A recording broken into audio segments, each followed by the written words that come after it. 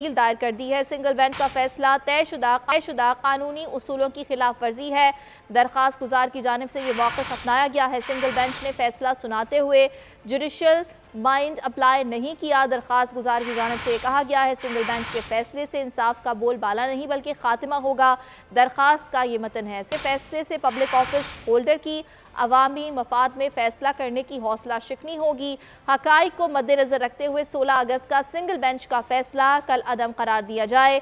दरखास्त में ये इस्तदा भी की गई है। आपको आगाह करें इस खबर के हवाले से, शहरियार आफरीदी की एमपीओ के तहत गिरफ्तारी का फैसला मुअत्तल करने का सिंगल बेंच का फैसला चैलेंज कर दिया गया है। एहतेशाम कियानी हमारे साथ मौजूद हैं। जी एहतेशाम, बताएगा इस दरखास्त में क्या मौक़िफ़ अपनाया गया है?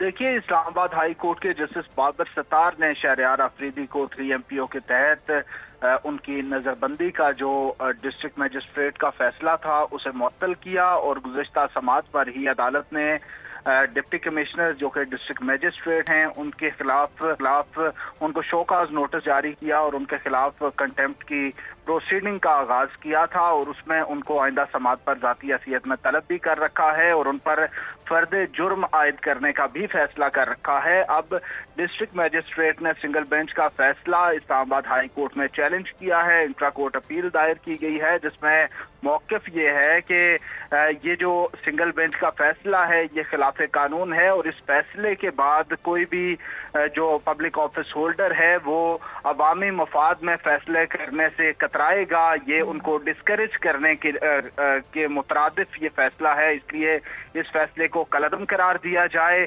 उन्होंने वजूहात लिखी कि इस फैसले में कानून से तजावुज़ करते हुए ये फैसला दिया गया है क्योंकि सिंगल बेंच ने शहरियार आफरीदी को न सिर्फ 3 एमपीओ बल्कि किसी भी और मुकदमे में आइंदा समात तक गिरफ्तारी से रोक रखा है और ये भी अदालत ने हुक्म दिया था कि जो डिस्ट्रिक्ट मजिस्ट्रेट और एसएसपी ऑपरेशंस पुलिस का जो जवाब है वो भी गैर मुतमईन कुन है, इसलिए अदालत ने उनके खिलाफ तो इन्हें अदालत की कार्रवाई का आगाज कर रखा है।